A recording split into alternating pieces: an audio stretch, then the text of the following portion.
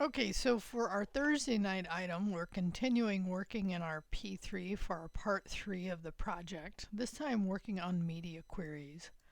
No need to copy, we're working on the same directory, but as I said on Monday night's item, conti continue to refine your images and get rid of images you're not using, because you want to have those optimized as we move towards the final step. Okay, so we're going to implement responsive layout with media queries. Dave gave us some great examples. I have a link here of standards that you could use. I ended up using the Bootstrap breakpoint. So what you want to do is select one of these and then have breakpoints for all of these different resolutions. Okay, so you also, and I'll go over mine in a minute, but you'll want to also add a new subpage. Make sure as you're adding pages, you add it to your sitemap for your site. Make sure you if you're changing anything out here, you don't have any untitled in your HTML5 outliner. And I forgot to put this in, but here I did do it on the other one, right? Limit the use of divs.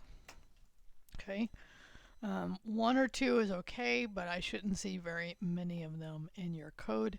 Make sure you validate. Okay, so we're following the same strategy of how I'm looking at your work here as far as commits and documentation. Okay, so your commits tell me help me understand your progress and your process of how you're going about this work.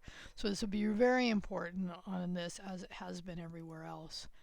And so when we're implementing responsive design, we want the site to respond in the different breakpoints that I mentioned, depending on which one you choose. And you do want to tell me in your README file which one you end up choosing. You want your layout, your text, and your images.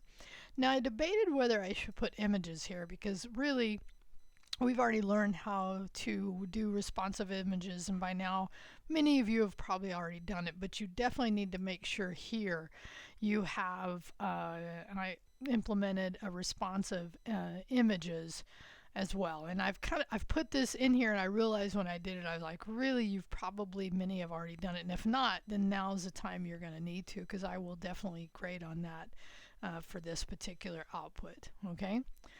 So more commits show progress, and again, I will, anyway, I've already talked about this. So here's just a couple of examples.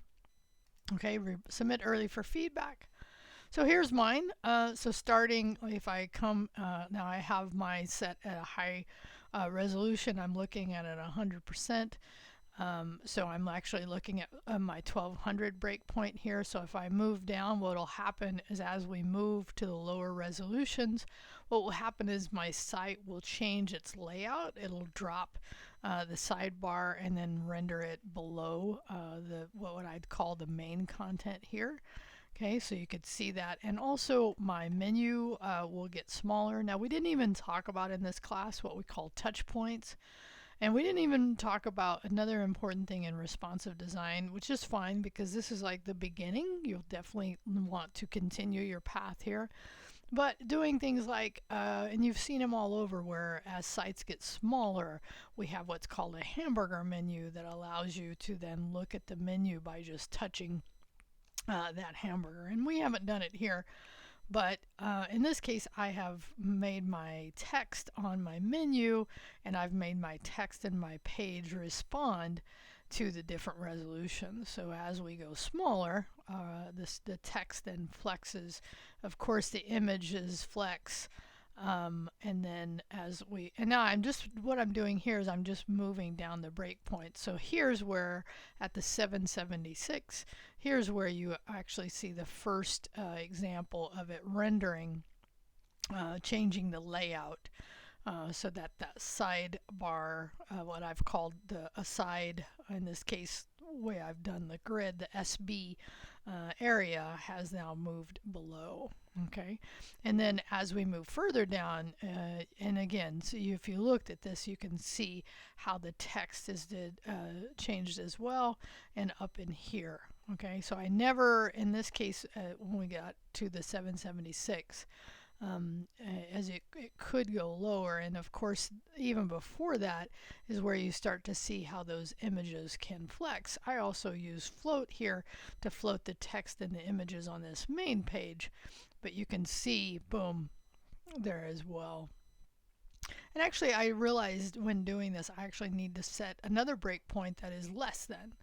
That's the one I realized in showing this today. I was like, oh yeah, I got to set one more because I have one set to this point, but I need something in here, and so I'll play around with that.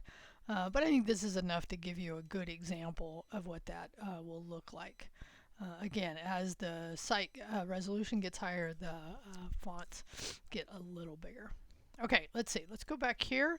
So I've given you that example. I've gone over that. Add the page. Make sure your outliner still looks good. Let's see. For mine, I think I still, oh yeah, I'm good. I don't have any untitled there. I didn't really change anything about the structure in this case. I really just focused on the media queries. There's definitely more work I could do here, but I think this is a really good start. All I have left is this smaller, less than 700, what I want it to do here. All right, talk to you later.